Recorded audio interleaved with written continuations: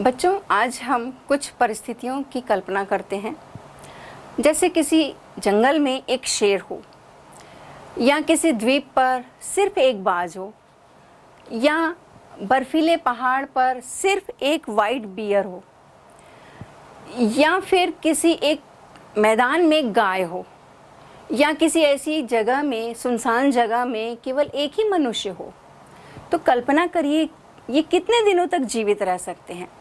शायद 2 दिन, शायद 4 दिन, या हो सकता है 1 हफ्ते के लिए। तो कोई भी जीव जो है वो अकेला नहीं रह सकता। जीवों का आपस में संबंध होता है, वो एक दूसरे के साथ ही रह सकते हैं। और फिर बड़ी बात है कि जीव का जो जिस जगह पर रहता है, जिस वातावरण में रहता है, उसके साथ भी संबंध होता है, कनेक्शन होता है। तो इसलिए जीव जो है वो आपस में रहते हैं, और जो आपस में रहते हैं और उनका आपस में क्या संबंध होता है, कैसे एक दूसरे को प्रभावित करते हैं, इन सब बातों की जानकारी जो है आज हम पारिस्थितिक तंत्र के अंतर्गत करेंगे। तो यदि पारिस्थितिक तंत्र की बात करते हैं तो सबसे पहले हमें यह जानना होगा कि इकोलॉजी के अंतर्गत जो है जीव विज्ञान की वह शाखा है, यानी इकोलॉजी जीव विज्ञान की वह शाखा है जिसके अंतर्गत हम जीवों का और आपस में और प्रकृति से क्या संबंध है उसका अध्ययन किया जाता है। क्योंकि आप जानते हैं बायोलॉजी की ऐसी कई सारे ब्रांचेस है जिसके अंतर्गत पर्टिकुलर एक सब्जेक्ट का अध्ययन किया जाता है। तो इकोलॉजी ये है। तो इकोलॉजी जो ये शब्द है, इसको सबसे पहले अर्नेस्ट हैकल ने 1866 में ये वर्ड का यूज़ किया था। अब इकोलॉजी की बात करते हैं, जिसमें हम किसकी बात कर रहे हैं? पर्यावरण की बात कर रहे हैं। तो सबसे पहले हमें पर्यावरण भी जानना होगा कि पर्यावरण किसे कहते हैं। तो आप जान रहे हैं कि पर्यावरण 2 शब्दों से मिलकर बना होता है, परि धन आवरण। तो आपके चारों ओर का वातावरण, जहाँ पर कितने सारे जीवों को आप देखते हैं, और ये जीव के साथ अजैविक घटक भी होते हैं। तो यदि हम सूक्ष्म जीवों से लेकर बहुत बड़े जीव की बात करें, यानी और साथ ही ये जीव जो हैं छोटे से लेकर बहुत बड़े तक, ये जो अजैविक घटक हैं, अजैविक घटक क्या हैं? जैसे मिट्टी है, चट्टान आप देख रहे हैं, नदी है, हवा है, पानी है, तो इनका इनसे संबंध होता है। और इनकी जो प्रक्रियाएं होती हैं ये भी पर्यावरण को प्रभावित करती हैं। पर्यावरण भी इन जीवों को प्रभावित करता है। तो इस तरीके से ये जो भी हम अध्ययन करते हैं वो पर्यावरण के अंतर्गत करते हैं। अब हम तीसरी बात करते हैं बायोस्फीयर की, यानी जीवमंडल की। आप जानते हैं कि पृथ्वी ही एक ऐसा ग्रह है जहाँ पर जीवन पाया जाता है। अब पृथ्वी में आप कल्पना करिए कि कहाँ कहाँ जीवन पाया जाता है। आप मोटे तौर पर देखते होंगे कि ज़मीन में या मैदान में कई सारे जीवों को आप देखते हैं, या फिर हवा में आप जीव देखते हैं, उड़ते हुए पक्षी देखते हैं, या फिर पानी में बड़ी बड़ी मछलियाँ देखते हैं, मगरमच्छ देखते हैं, या और भी बहुत सारे जीव आप पानी में देखते हैं। तो ये जो भी हम देख रहे हैं, चाहे वो स्थल में देख रहे हैं, चाहे जल में देख रहे हैं, चाहे हवा में देख रहे हैं, तो जहाँ भी जीवन की संभावना है वहाँ उसको हम बायोस्फीयर कहते हैं, यानी जैव मंडल कहते हैं। अब इस जैव मंडल को 3 भागों में बांटते हैं। जैसे आप देख रहे हो, जल मंडल है, वायुमंडल है और स्थल मंडल है। आप तो मोटे तौर पर जहाँ पर आंखें आपके जाती हैं वहीं तक देख सकते हैं, लेकिन कई ऐसी जगहें हैं जहाँ पर जीवन भी संभव है। जैसे कि बर्फ़ के नीचे भी जीवन संभव है, कई छोटे छोटे माइक्रो ऑर्गेनिज्म वहाँ पाए जाते हैं। या फिर हम एक ऐसी जगह है जहाँ पर 70 डिग्री सेंटीग्रेड जो है तापमान होता है, वहाँ पर भी बैक्टीरिया जो है, आर्की बैक्टीरिया जिसको कहते हैं, वो जीवित रह सकते हैं। तो जहाँ भी जीवन की संभावनाएं हैं उसको हम बायोस्फीयर कहते हैं। अब हम एक और टर्मिनोलॉजी की बात करते हैं, बायोम की बात करते हैं। अब पृथ्वी में ऐसे कई बड़े बड़े भूभाग हैं जहाँ कहना चाहिए वहाँ की भौगोलिक स्थिति, कंडीशन, वहाँ की जलवायु या मौसम और वहाँ के जीवों में जो है वो समानता होती है, जिसको बायोम कहा जाता है। मतलब एक बहुत बड़ा क्षेत्र है जिस क्षेत्र की भौगोलिक दशाएं, वहाँ की जलवायु, वहाँ का मौसम और वहाँ के जीवों में समानता, तो उस क्षेत्र को बायोम कहते हैं। जैसे कुछ हम इसके एग्जाम्पल की बात करते हैं तो एक मरुस्थलीय बायोम है, सदाबहार वर्षावन वाला बायोम है, सागरीय बायोम है, टुंड्रा बायोम है और सवाना बायोम है। तो यदि हम एक बायोम की बात करें, चलिए अगर एक डेजर्ट बायोम की बात करते हैं तो डेजर्ट बायोम कि वहाँ की जो कंडीशंस होगी, वहाँ की जो जलवायु होगी, वहाँ का जो मौसम होगा, वो हर जगह वो समानता होगी। और फिर यदि वहाँ के जीवों की बात करेंगे तो चाहे पेड़ पौधे हों, चाहे जीवों की बात करेंगे, एनिमल्स की बात करेंगे, तो उनमें भी कहीं ना कहीं ऐसी समानताएं मिलेंगी कि जो वहाँ के वातावरण से अनुकूलित हो। तो सबसे बड़ी बात तो ये होती कि जो जीव जहाँ रहता है वहाँ के लिए अनुकूलित हो जाता है। तो जैसे वहाँ आप पेड़ पौधों को देखते होंगे तो वहाँ के जो पौधे हैं उनकी पत्तियाँ जो होती हैं या तो कांटेदार होती हैं या छोटी होती हैं, या वहाँ के स्टेम की बात करें तो वो फ्लैशी होते हैं ताकि वो पानी को सेव करके रखते हैं, क्योंकि डेजर्ट प्लेसेस में पानी की कमी पाई जाती है। तो इस तरीके से वो एक बड़ा स्थल जो है वो एक्चुअली इकोसिस्टम होता है, पारिस्थितिक तंत्र होता है। तो वहाँ पर उनकी वो समानता पाई जाती है, इसलिए एक पर्टिकुलर हर एक को बायोम कह दिया गया। अब हम लेवल्स ऑफ ऑर्गेनाइजेशन की बात करते हैं। तो जैसे अगर हम एक जीव की बात करते हैं, पर्टिकुलर एक जीव जो है आप ये देख रहे हो, अब ये एक जीव जो है उसकी जो कई सारी संख्या है वो क्या बनाती है, पॉपुलेशन बनाती है, यानी समष्टि बनाती है। इस समष्टि को आपने पिछले चैप्टर में भी आपने पढ़ा है।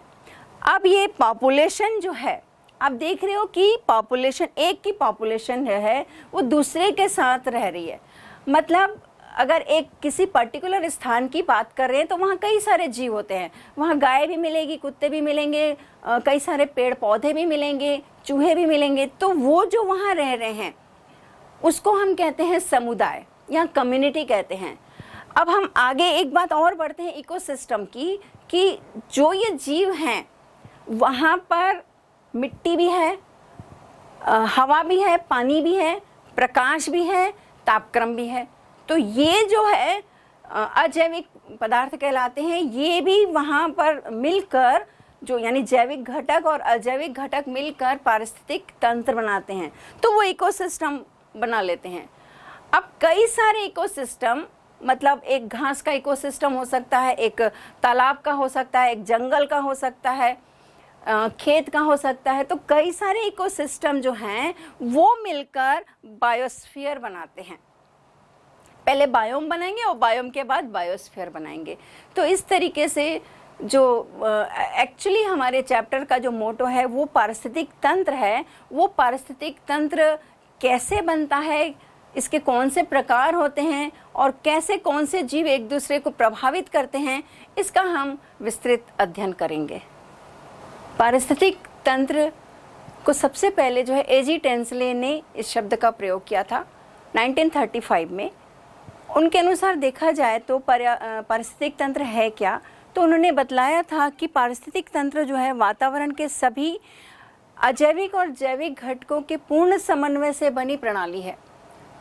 और यदि पारिस्थितिक तंत्र को सरल शब्दों में देखा जाए तो अजैविक घटक और जैविक घटकों की अंतरक्रिया के फलस्वरूप जो तंत्र बनता है उसको ही पारिस्थितिक तंत्र कहते हैं। और पृथ्वी एक बहुत ही विशाल पारिस्थितिक तंत्र है जिसमें जैविक और अजैविक घटक आपस में इंटरेक्शन करते हैं और जिसके कारण ही उनमें संरचनात्मक और क्रियात्मक परिवर्तन होता रहता है। अब यदि हम इसको बहुत अच्छे से देखें तो इसके संरचना और घटक क्या हैं, यानी पारिस्थितिक तंत्र के जो उसकी संरचना है और घटक वो किन घटकों से मिलकर बनी होती है, तो उसको यदि हम देखते हैं तो जिन घटकों से वो बना होता है उसी को ही पारिस्थितिक घटक कहते हैं। और यदि हम इसके दो घटकों की बात करते हैं, यानी ये फंक्शनली और स्ट्रक्चरली दो भागों में डिवाइड रहते हैं। यदि हम फंक्शनली देखें कि कार्यात्मक दृष्टि से ये कौन से दो घटकों से मिलकर बना होता है, तो एक को कहते हैं हम स्वपोषी और दूसरे को कहते हैं परपोषी। स्वपोषी मतलब होता है ऑटोट्रॉफिक, ऑटो से मतलब है स्वयं, तो जो स्वयं ही अपना भोजन बना सकता है वो होते हैं ऑटोट्रॉफिक। यानी हम जानते हैं कि पेड़ पौधे क्या है, ऑटोट्रॉफिक हैं और ये अपना भोजन स्वयं बना सकते हैं। दूसरा घटक है परपोषी यानी हेटरोट्रॉफिक, तो हेटरोट्रॉफिक क्यों कौन होंगे? जो ऑटोट्रॉफ पर डिपेंडेंट रहते हैं, यानी जो प्रत्यक्ष या अप्रत्यक्ष रूप से पेड़ पौधों पर डिपेंडेंट रहते हैं या निर्भर करते हैं। तो वे जो परपोषी जो है ऑटोट्रॉफ पे निर्भर करते हैं। ये फंक्शनली यदि देखा जाए तो दो भागों में डिवाइड किया गया। अगर हम संरचना रूप से देखें तो पारिस्थितिक जो है उसको जैविक और अजैविक दो घटकों में बांटते हैं। तो अजैविक और जैविक को यदि हम इस चार्ट के माध्यम से समझने का प्रयास करें तो देखें कि जैविक के कार्बनिक घटक, अकार्बनिक घटक और जलवायु घटक है। तो कार्बनिक घटक में क्या क्या आ रहा है? कार्बोहाइड्रेट आ रहा है, आप देख रहे हो, फैट है, प्रोटीन है, लिपिड है। और यदि हम अकार्बनिक की बात करते हैं तो जिसमें है कैल्शियम है, फास्फोरस, पोटेशियम, आयरन है, पानी है और ऑक्सीजन है। और यदि हम जलवायु की बात करते हैं तो जिसमें वर्षा है, तापक्रम है, आर्द्रता है और प्रकाश है। ये सारे जो है अजैविक घटक आते हैं। और यदि हम अब जैविक घटकों की बात करते हैं तो जैविक घटक में आप जैसे देख रहे हैं उत्पादक है। उत्पादक में आप सभी जानते हैं कि सभी हरे पौधे आते हैं। और दूसरा जो है उपभोक्ता है। और तीसरा है अपघटक। अपघटक में कवक और जीवाणु आते हैं। और यदि उपभोक्ता की हम बात करते हैं तो ये भी देख रहे हैं आप तीन भागों में बटा हुआ है। प्राथमिक उपभोक्ता जिसमें सभी शाकाहारी जीव आएंगे, द्वितीयक उपभोक्ता जिसमें कि जो मांसाहारी होते हैं, जो शाकाहारी जीवों पर डिपेंडेंट होते हैं, जैसे लोमड़ी है, भेड़िया है। अगर तीसरे की बात करें यानी तृतीयक उपभोक्ता की बात करते हैं, जो ये टॉप मोस्ट के रहते हैं, जो सेकेंडरी वाले कंज्यूमर को खाते हैं यानी द्वितीयक उपभोक्ता को खाते हैं। इसमें जो है सांप है, सिंह है, शेर है, बाज है, ये सब आते हैं। तो यदि हम संरचना रूप से देख रहे हैं तो ये जैविक और अजैविक घटक हैं। अब अगर हम अजैविक की बात करते हैं तो अजैविक में आप जैसे देख रहे हैं तो कार्बनिक घटक। तो कार्बनिक घटक में कार्बोहाइड्रेट है, लिपिड है, प्रोटीन है, फैट है। तो इनको बनाने वाला कौन है? और यदि एक सिस्टम की हम बात करते हैं तो सिस्टम में क्या क्या चाहिए? जैव और अजैव घटक की तो हम बात करते हैं, लेकिन इनको बीच जोड़ने वाली जो कड़ी होती है वो ऊर्जा होती है, एनर्जी होती है। एनर्जी जो है हर सिस्टम में चाहिए रहती है। और ये एनर्जी कहाँ से मिलती है? सूर्य से मिलती है और वातावरण में उपस्थित रासायनिक पदार्थों से मिलती है। तो किसी भी सिस्टम का जो ऊर्जा का स्रोत होता है वो तो सूर्य होता है एक तो, और दूसरा होता है रासायनिक तत्व होते हैं, जो ये मिलकर जो है ऊर्जा के लायक भोज्य पदार्थ बनाते हैं। तो ये कार्बनिक घटक हो गए। फिर दूसरा है अकार्बनिक घटक, जिसे आप देख रहे हो, ऑक्सीजन है, वाटर है, कैल्शियम है, पोटेशियम, आयरन है। तो ये अकार्बनिक तत्व जो हैं इस प्रकृति में हमेशा बने रहते हैं। वो कैसे बने रहेंगे? क्योंकि इनका एक साइकिल चलता है। साइकिल मतलब वाटर साइकिल आपने नाम सुना होगा, ऑक्सीजन साइकिल नाम सुना होगा, क्योंकि ये जहाँ से शुरू होते हैं फिर वहाँ वापस पहुँच जाते हैं। मतलब ऑक्सीजन यूज़ हुई तो फिर से वो कई सारे सिस्टम से होकर वापस वातावरण में आ जाती है। कैसे और सारे चक्र चलते हैं उसको हम आखिरी में इसका डील करेंगे। तो ये जो अकार्बनिक तत्व हैं वो हमेशा उनकी मात्रा जो है पर्यावरण में बनी रहती है। अब तीसरी बात करते हैं जलवायु की, जिसमें हवा, वर्षा, तापक्रम की बात हो रही है। तो ये भी पर्यावरण का अजैविक घटक है जो जैविक घटक को प्रभावित करता है। तो ये भी मैटर करता है। तीसरी बात हम करते हैं जैविक में, जैसे हम उत्पादक की बात कर रहे हैं तो उत्पादक में हम बात कर रहे हैं सभी हरे पौधे की बात कर रहे हैं। आपने कुछ ऐसे पौधों का भी नाम सुना होगा, जैसे अमरबेल है। अमरबेल जो है वो परजीवी पौधा होता है, उसमें क्लोरोफिल नहीं होता, वो भोजन नहीं बना सकता। इसलिए यहाँ आप जो टर्म देख रहे हैं कि सभी हरे पेड़ पौधों की बात हो रही है, मतलब उनमें क्लोरोफिल होता है और वो प्रकाश संश्लेषण की क्रिया करने में सक्षम होते हैं।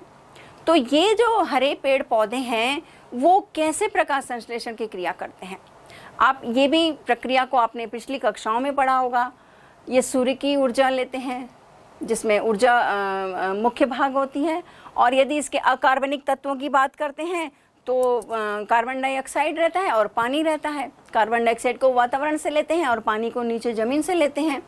तो इन दो अकार्बनिक तत्वों की उपस्थिति के साथ सूर्य की ऊर्जा जो है वो प्रकाश संश्लेषण की क्रिया वो करते हैं।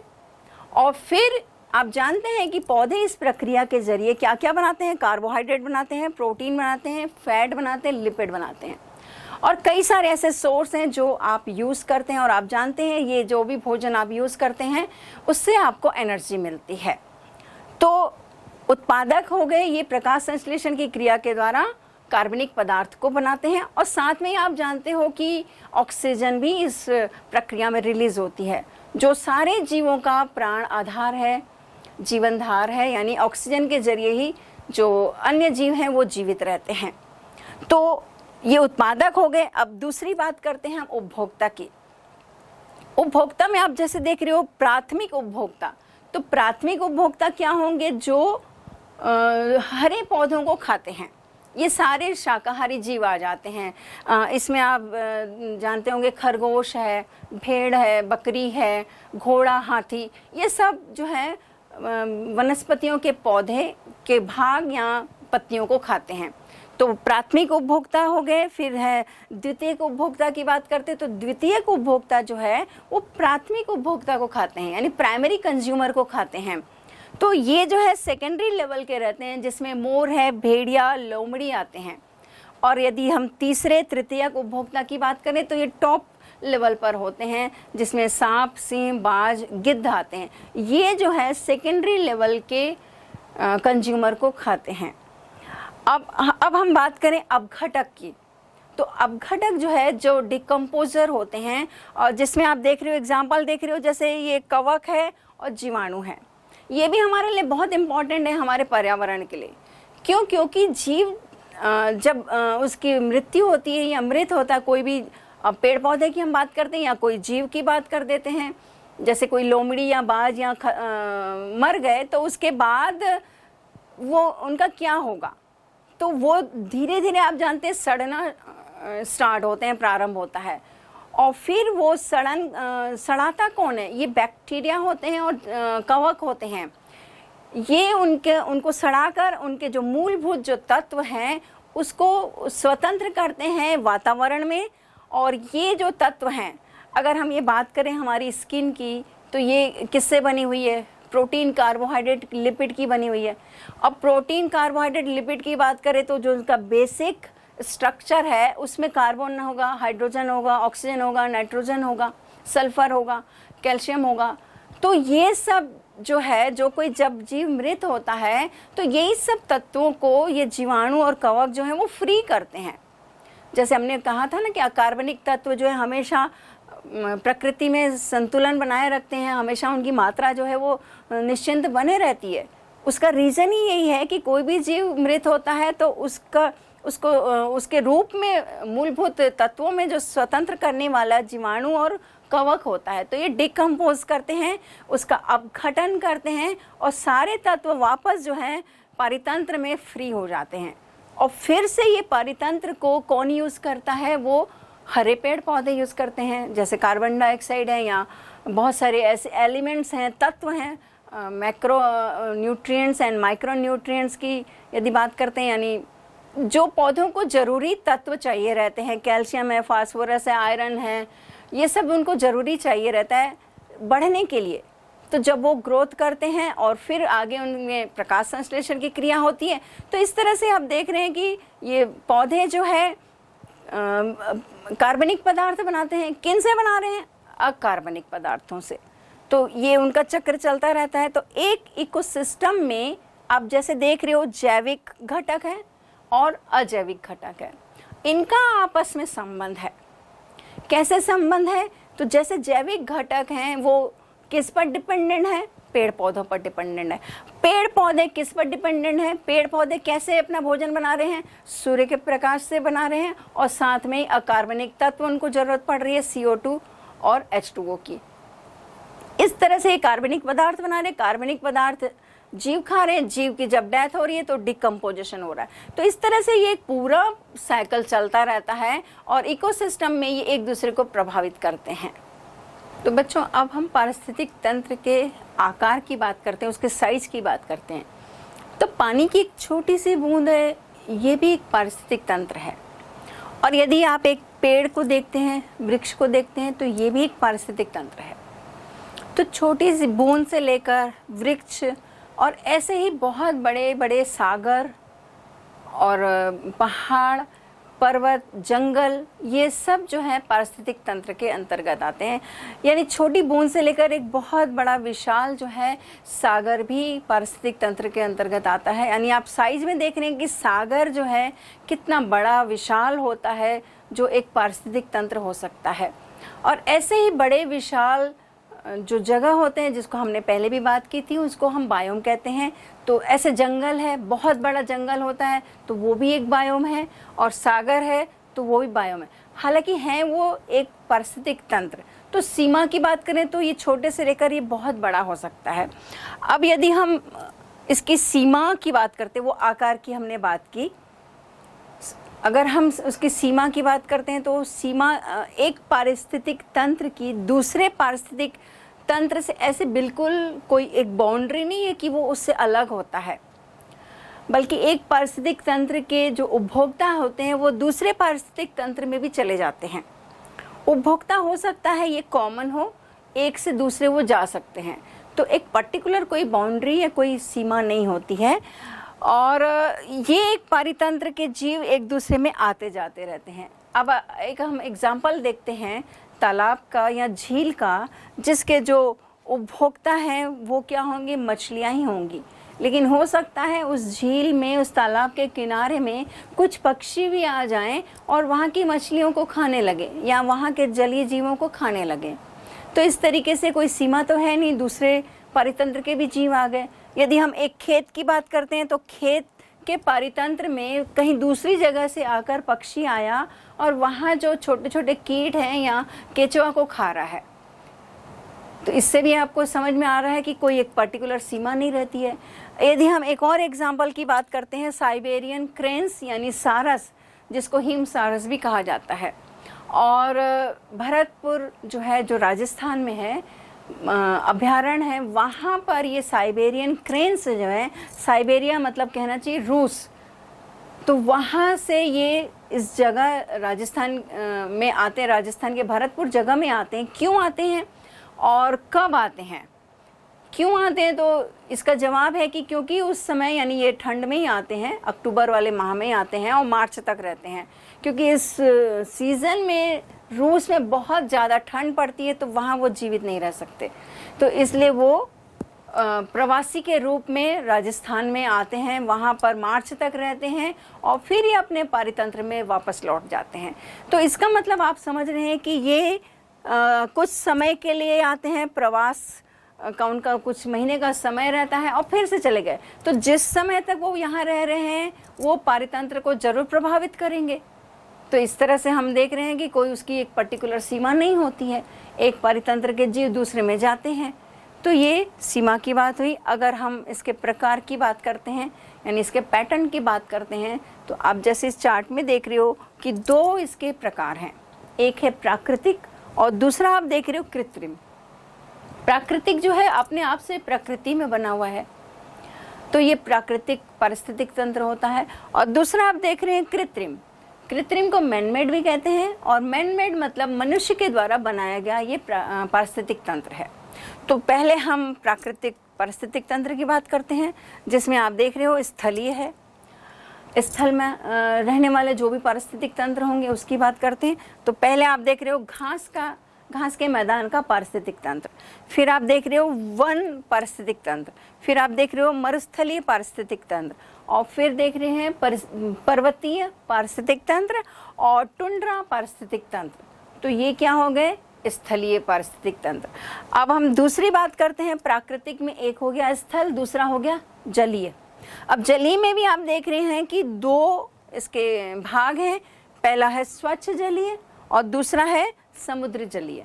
तो स्वच्छ जलीय क्या होगा? जिसमें लवण नहीं होता है। आप जानते हो कि जो नदियां हैं, झीलें हैं, वहाँ पर उनके पानी में लवण नहीं होता है, तो इसलिए इसको क्या कहते हैं हम लोग? फ्रेश वाटर कहते हैं, स्वच्छ जलीय कहते हैं। तो इसके क्या क्या एग्जाम्पल होंगे? झरना है, नदी है, तालाब है, दलदल है या झील है। तो ये स्वच्छ जलीय पारिस्थितिक तंत्र के उदाहरण हो गए। दूसरा, यदि हम बात करते हैं समुद्री जलीय, तो समुद्र जलीय कैसा होगा? जिसमें लवण की मात्रा ज़्यादा होगी। तो ये समुद्र जलीय के दो उदाहरण आप देख रहे हो, समुद्र होता है और महासागर होता है। समुद्र आप जानते हो थोड़ा छोटा होता है, और महासागर, आपने 5 महासागर पढ़े होंगे, तो बहुत विशालकाय बड़े से रहते हैं। तो ये होते हैं समुद्र जलीय। तो इस तरीके से हमने इनके प्रकारों की बात की। अब हम एक एक करके पर्टिकुलर एक परितंत्र यानी एक पारिस्थितिक तंत्र कैसा होता है, उसके कौन से उत्पादक होंगे, कौन से उपभोक्ता होंगे और कौन से अपघटक होंगे, उनको हम विस्तृत हम पढ़ेंगे, जानेंगे उसके बारे में।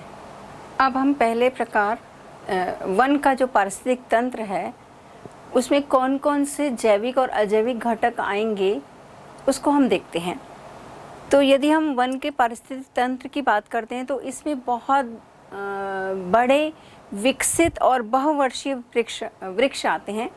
और ऐसे यदि वन देखा जाए तो पृथ्वी का कुल 40% भाग जो है इन्हीं वनों से आच्छादित है। अब इसमें अजैविक घटक की बात करेंगे तो कार्बनिक घटक, जैसे हमने पहले भी बात की थी, कार्बनिक घटक में कार्बोहाइड्रेट आता है, फैट आता है, प्रोटीन आता है, लिपिड आता है। और अकार्बनिक पदार्थों में आता है कार्बन डाइऑक्साइड आता है, पानी आता है, कैल्शियम, फास्फोरस, आयरन। तो ये जो है अजैविक घटक हैं और इनके ज़रिए जो है हरे पौधे क्या बनाते हैं? प्रकाश संश्लेषण की क्रिया के द्वारा भोज्य पदार्थ बनाते हैं, यानी कार्बनिक पदार्थों को बनाते हैं। तो हरे पौधे क्या करते हैं? सबसे पहले अकार्बनिक पदार्थों को लेकर, सूर्य से ऊर्जा लेकर प्रकाश संश्लेषण की क्रिया के द्वारा कार्बोहाइड्रेट, प्रोटीन, लिपिड और फैट बनाते हैं, जो ये ऊर्जा का स्रोत होते हैं। अब इनके द्वारा जो है अजैविक घटकों के द्वारा जैविक घटक, जिसमें सबसे पहले आता है उत्पादक। उत्पादक में हमने बात की सभी हरे पेड़ पौधे। तो सबसे पहले हरे पेड़ पौधे जो हैं वो क्या बना लिए? कार्बनिक पदार्थों को बना लेते हैं, जैविक घटक के लिए बनाते हैं, ताकि आगे के जो और जीव हैं वो उन पे डिपेंडेंट होते हैं। तो जब ये हरे पौधे उत्पादक आते हैं, जिसमें उन्होंने क्या किया? कार्बोहाइड्रेट वगैरह बना लिया। इसके बाद यदि हम दूसरे लेवल पे देखें उत्पादक, तो उत्पादक में यदि हम अलग अलग वन की जगह की बात करते हैं तो कौन कौन से पौधे वहाँ पाए जाएंगे? क्योंकि जब हम अभी एक पर्टिकुलर कोई स्पेशल जगह की बात कर रहे हैं कि वहाँ का पारिस्थितिक तंत्र कैसा है, कौन से वहाँ पौधे मिलेंगे, कौन से वहाँ जीव जंतु मिलेंगे, इन सब को जानना ज़रूरी है। क्योंकि हम 12th लेवल पर ये पढ़ रहे हैं, तो पर्टिकुलर वहाँ की स्पीशीज़ का भी जो है वो नॉलेज होना ज़रूरी है और मेंशन करना ज़रूरी है। तो यदि हम उत्पादक कौन कौन से हैं वहाँ की बात करते हैं, तो वहाँ ट्रॉपिकल डेसिडुअस फॉरेस्ट होता है, टेम्परेट कॉनिफेरस फॉरेस्ट होता है और टेम्परेट डेसिडुअस फॉरेस्ट होता है। तो ट्रॉपिकल डेसिडुअस फॉरेस्ट में होते हैं सागौन, साल, पलाश आदि, ये बड़े बड़े वृक्ष पाए जाते हैं। यदि टेम्परेट कॉनिफेरस फॉरेस्ट की बात करते हैं तो वहाँ पे एबीज है, पीसिया है, पाइनस है और सिड्रस है, जूनिपेरस है। तो ये हो गया सेकेंड लेवल का टेम्परेट कॉनिफेरस फॉरेस्ट में। एंड थर्ड की बात करते हैं तो टेम्परेट डेसिडुअस फॉरेस्ट, जहाँ क्वेरिकस, थूजा, एसर और पीसिया, ये बड़े बड़े वृक्ष मिलते हैं। तो ये उत्पादक जो हैं वो क्या करेंगे? उत्पाद बनाएंगे, यानी कि कार्बनिक पदार्थ बनाएंगे। अब दूसरे लेवल पर क्या आते हैं? जैविक घटक में उपभोक्ता आते हैं, यानी कंज्यूमर्स आते हैं। और कंज्यूमर्स की भी हमने बात पहले की थी कि पहले प्राथमिक लेवल, प्राथमिक उपभोक्ता होता है, फिर द्वितीयक होता है, फिर तृतीयक होता है। तो प्राथमिक लेवल पर यहाँ पर कौन कौन से जीव होंगे तो उसको भी देखते हैं। तो छोटे छोटे जैसे जीव हैं, चींटियाँ हैं, मकड़ियाँ हैं, बीटल्स हैं, बग्स हैं, ये जो है पत्तियों को खाते हैं। पत्तियों को खाने वाले ये छोटे जंतु हैं। और यदि यहाँ के बड़े जानवरों की बात करते हैं, जैसे हाथी है, घोड़ा, हिरन, नीलगाय है, गिलहरियाँ हैं, ये जो हैं थोड़े बड़े हैं, मंकी आदि भी हैं, ये पौधों के फल को खाते हैं या पौधों के अन्य भागों को खाते हैं। तो ये सभी प्राथमिक उपभोक्ता कैसे, कौन सी कैटेगरी में आ जाते हैं? शाकाहारी में आते हैं। तो ये क्योंकि हम वन के पारिस्थितिक तंत्र की बात कर रहे हैं तो ये सब मेंशन करना ज़रूरी है, तो आप आगे करेंगे। फिर हम सेकेंडरी कंज्यूमर की बात करते हैं, यानी द्वितीयक उपभोक्ता की बात करते हैं। तो यहाँ पर जो द्वितीयक उपभोक्ता होते हैं वो मांसाहारी होते हैं, और मांसाहारी में क्या आता है, जैसे सांप है, गिरगिट है, लोमड़ी है। हो सकता है सांप जो है वो घास के पारिस्थितिक तंत्र में वो तृतीयक में आ जाए, तो यहाँ पे ये कन्फ्यूज़न नहीं होना है कि कहीं पर वो द्वितीयक में आ रहा है, कहीं पर तृतीयक में आ रहा है।